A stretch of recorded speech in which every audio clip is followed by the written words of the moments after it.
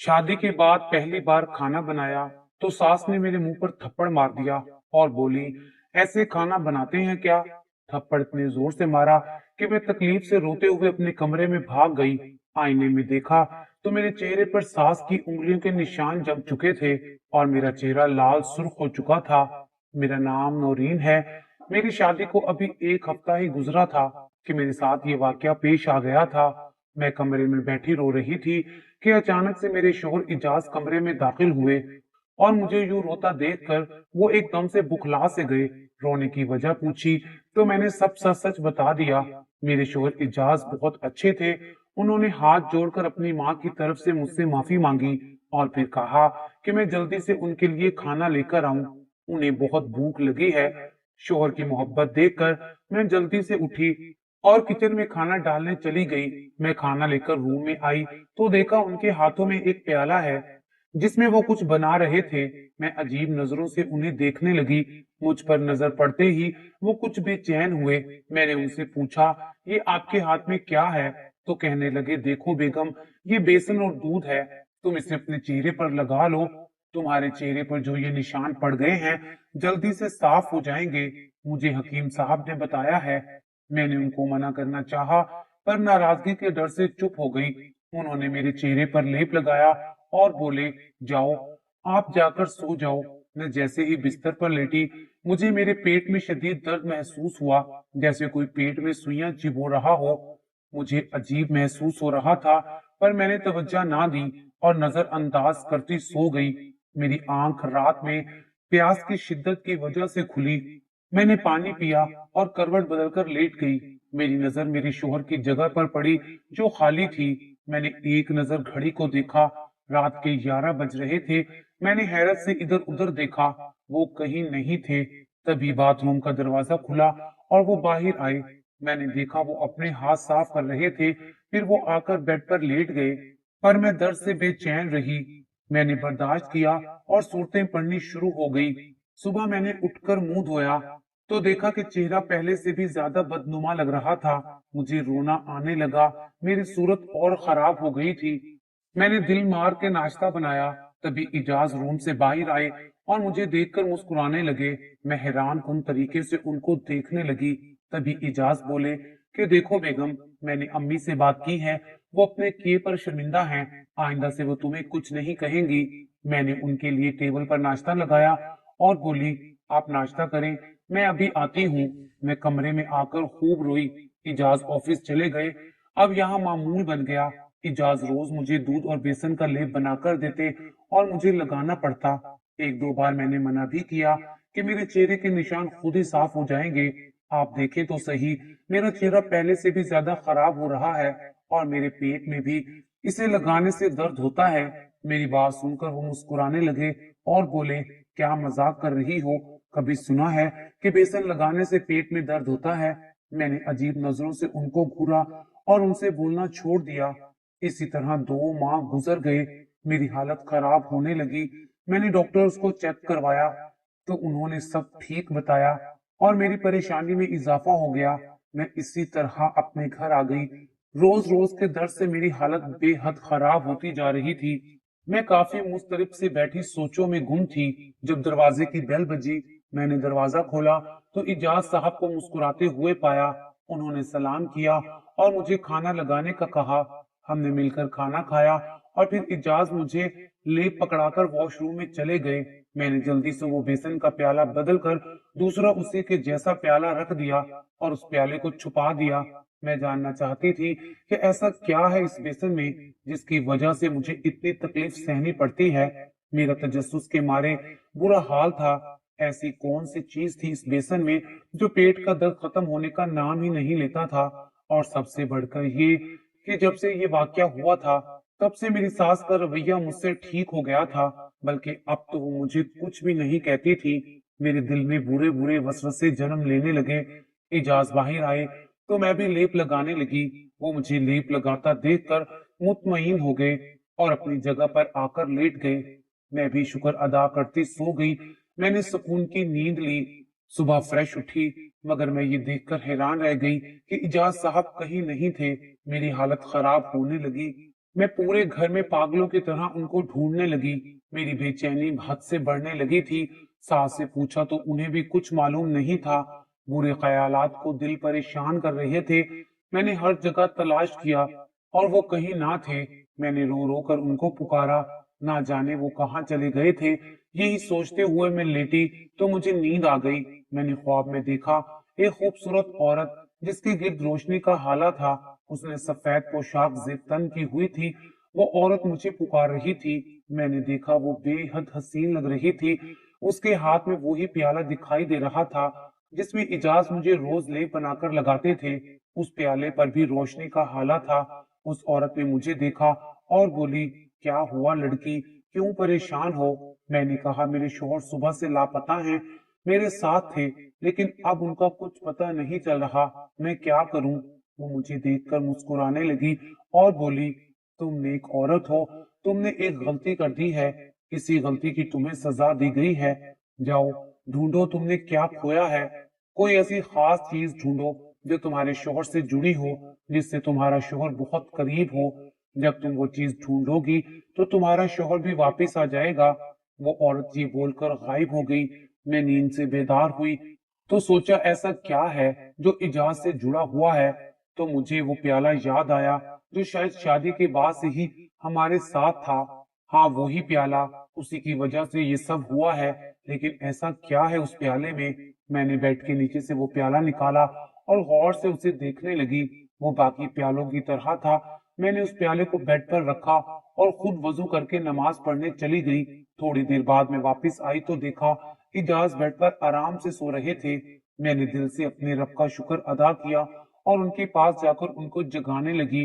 वो अपना सर थाम कर उठ बैठे और मुझे घूरने लगे और बोले, नौरीन, तुमने मुझसे झूठ बोला कि तुमने वो लेप लगाया है, लेकिन तुमने वो लेप नहीं लगाया था। मैंने इजाज से माफी मांगी, उनके कपड़े निकालने लगी।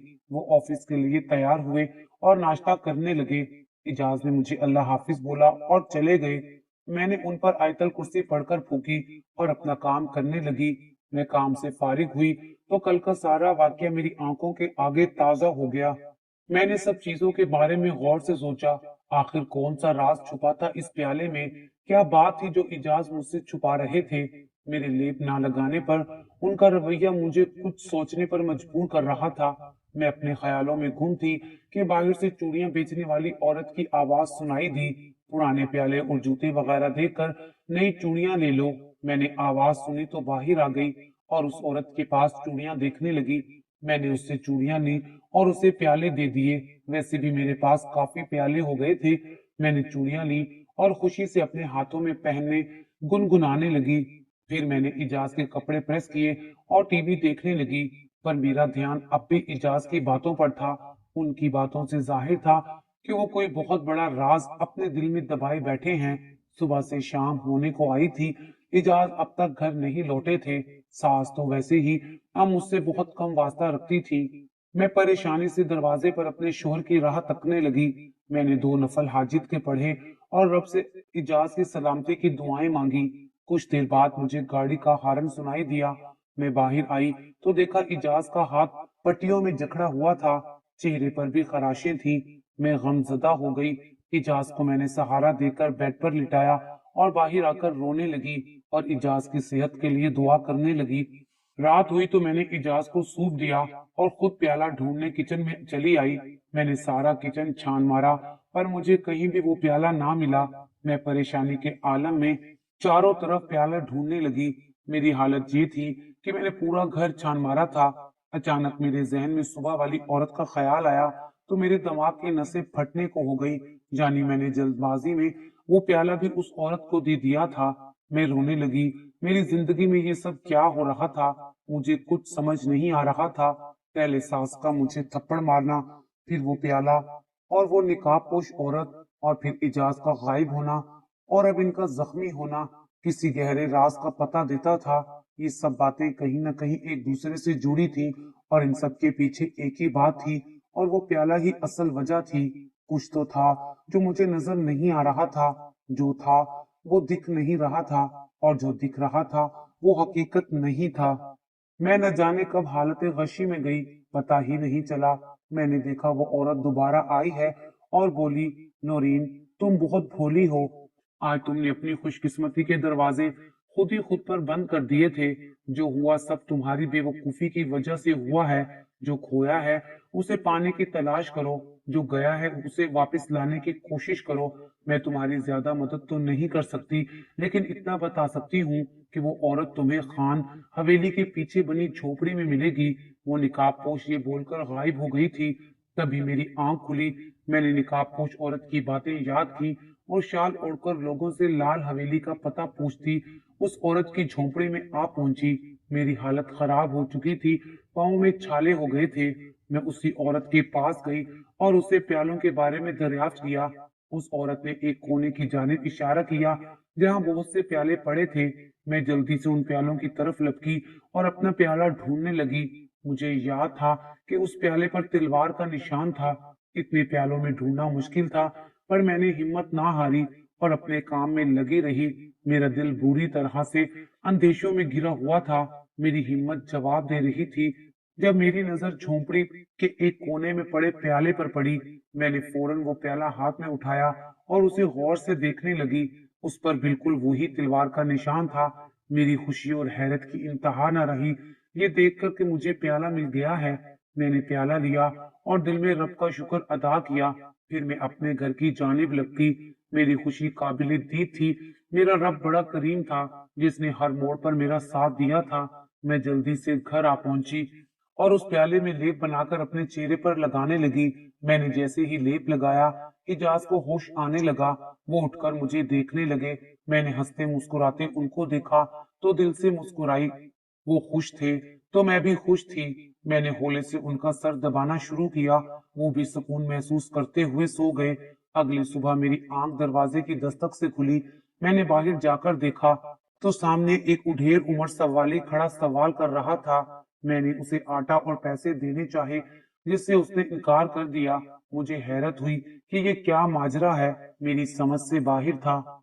मैंने बाबा जी से कहा, माजरत बाबा जी, फिलहाल तो घर में यही पड़ा है, मेरे शोहर बीमार हैं।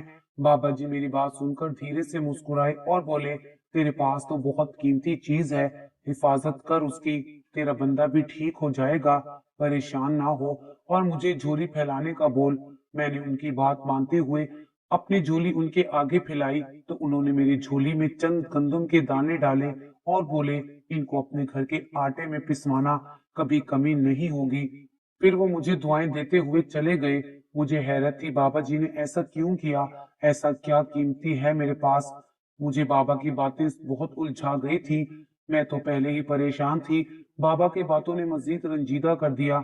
मैंने वो गंदम के दाने अपने आटे के थैले में डाले और इजाज के लिए परहेजी खाना बनाने लगी। मैं सोच चुकी थी कि अब तक हुए हादसात के पीछे छुपी वजह मैं पता लगाकर रहूंगी, चाहे कुछ भी हो जाए। इस प्याले का राज मैं जानकर ही रहूंगी। यही सोच अब मेरी पुख्ता हो गई थी। मैंने दिल में इरादा किया और पुख्ता अज़म के साथ इस राज को जानने के लिए खुद को मजबूत किया। मेरी हालत किसी हारे हुए जवारी जैसी थी, जिससे उसका कीमती सरमाया भी छीनने का खतरा था। मेरे चेहरे के निशान और दागों में मजीद इजाफा होता जा रहा था और मेरी शक्ल भी खराब होती जा रही थी। मैं दिन रात अल्लाह ताला से दुआएं मांगती और उस राज से पर्दा उठाना चाहती थी। फिर मेरा बस यही इरादा था। फिर एक रात अचानक इजाज की चचा जात बहन अपने बच्चों के साथ हमारे घर आ गई। मैंने सबके लिए खाना बनाया और उनके बिस्तर लगाए। सब बेहद खुश थे कि अचानक मेरी नजर उनके बेटे के हाथ में मौजूद प्याले पर पड़ी, जो गिरने ही वाला था। मैं सब छोड़ छाड़ कर उस प्याले की तरफ भागी और उस बच्चे से प्याला छीना। मेरी हरकत पर वहां सभी हैरान हुए और बाजी तो मुझ पर बरस ही पड़ी कि मैंने उनके मुन्ने के हाथ से प्याला क्यों छीना। मेरी हालत कोई नहीं समझ रहा था। मैं अकेली बैठी रो रही थी जब इजाज मेरे पास बैठे और मुझे समझाने लगे, देखो, वो हमारी मेहमान हैं, उनकी बातों को दिल पर ना लो। मैंने हामी भरी और लेप लगाकर सोने के लिए लेट गई। आज मेरी आंख आधी रात को खुली। मैंने देखा इजाज और उसकी चचा जात किरण बाहर लॉन में गपशप करने में मसरूफ थे। उनकी बातें तो मैं नहीं सुन पाई थी, बस इतना ही सुना जो कि बाजी बोल रही थी, क्या तुमने नौरीन को अपनी सच्चाई बताई है?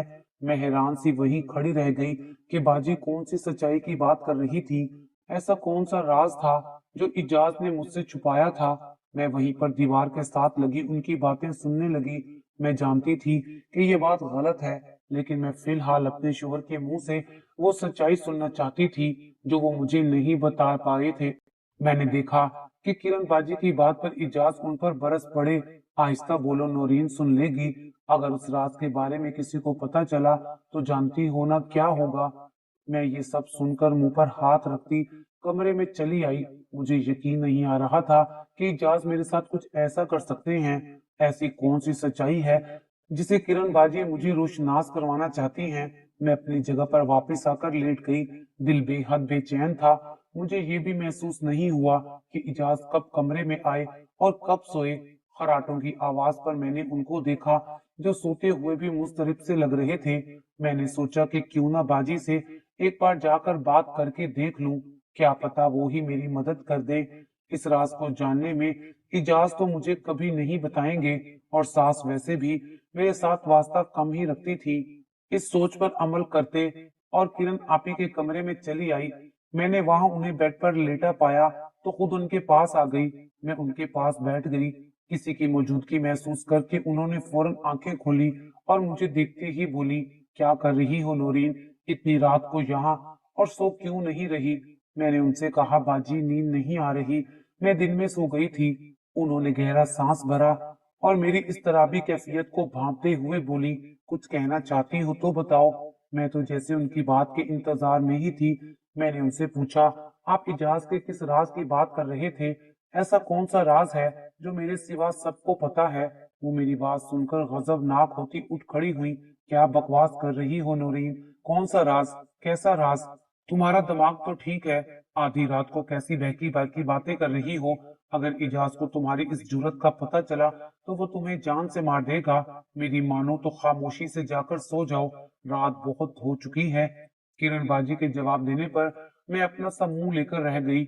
मेरा कोई हाल नहीं जानना चाहता था किसी को क्या कहती, लेकिन मैं भी तहैया कर चुकी थी। इस प्याले के राज को किसी भी सूरत जानकर रहूंगी। मैं सुबह होते ही घर का एक एक कोना छानने लगी कि कहीं से कोई सुराग मिल जाए। मैं सारी जगहों पर देख चुकी थी, अब सिर्फ स्टोर रूम बाकी था। मैं कभी उस स्टोर रूम में नहीं गई थी क्योंकि वो काफी साल से बंद था। सास ने भी सख्ती से मना किया हुआ था। खैर, मैंने किचन से चाबी ली और स्टोर रूम के अंदर दाखिल हुई। पूरा स्टोर रूम इजाज के बाबा और फैमिली फोटोज से भरा हुआ था, लेकिन इन सब पे एक मुश्तरका चीज थी, वो प्याला। हर जोड़ी के हाथ में खूबसूरत प्याला था। मैं देखकर हैरान हुई थी। अपनी हैरानगी पर काबू पाते हुए आगे बढ़ी और एक छोटे से संदूक के पास चली आई। जब मैंने उस संदूक को खोला, गर्द से भरा एक खाकी लिफाफा था। मैं बस यही सोच रही थी कि आज इस रात से पर्दा उठ जाएगा। मैंने वो लिफाफा खोला और उसमें से खत निकालकर पढ़ना शुरू किया।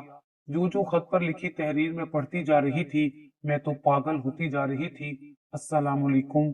मेरे वारिस में राना मीर सज्जाद आज एक अनोखी सच्चाई से रोशनास करवाने के लिए ये खत लिख रहा हूँ, ताकि मेरे बाद ये खत तुम्हारी रहनुमाई कर सके सही रास्ते को मुंतखब करने में। ये हमारे बाप दादा बल्कि पुरखों से ये रस्म चली आ रही है कि हम अपनी दुल्हनों को बेसन का लेप लगाते हैं, क्योंकि ये हमारे पुरखों की मन्नत है। जब भी कोई औरत खानदान में आएगी तो उसे इस रस्म को हर हाल में निभाना होगा। मेरे बाद ये प्याला मेरे वारिस को दिया जाएगा और इसी तरह आगे मेरे वारिस के वारिस को ये रस्म बरकरार रखी जाएगी।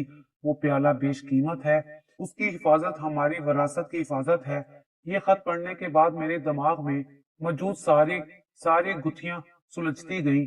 मुझे सास ने बिला वजह थप्पड़ क्यों मारा था, अब मुझे हर चीज समझ आ गई थी कि पुराने और बेईमानी अकीदे किस तरह लोगों की आज की जिंदगी पर असर अंदाज होते हैं। पुरानी रस्में भी कभी कभी वबाले जान बन जाती हैं। इसलिए इजाज का रवैया मेरे साथ ऐसा था। वो रोज जो लेप लगाते वो भी इसी मन्नत की वजह से था। आज इस रात से पर्दा उठ चुका था। ये प्याला मन्नत का प्याला था जो पुरखों से चली आ रही थी और इसकी पाबंदी लाजिम थी। मैंने सोचा क्यों ना मैं भी इस प्याले का कोई करिश्मा देखूं। मैंने वजू के लिए इस प्याले में पानी लिया और सच्चे दिल से रब को याद करती वजू करने लगी। जैसे ही मैं वजू करके फारिग हुई, मैंने शीशे में अपना चेहरा देखा जो बेदाग दिखाई दे रहा था। मैंने आंखें मसीहा करके दोबारा देखा تو منظر اب بھی وہی تھا۔ میں رب کے حضور جھکی، شکرانے کے نفل پڑھنے لگی۔ آج مجھے پتا چل گیا تھا کہ بات صرف عقیدے کی ہوتی ہے۔ جب ہم کسی چیز کو اپنا عقیدہ مان لیں تو ہمیں اسی گمان کے مطابق عطا کیا جاتا ہے۔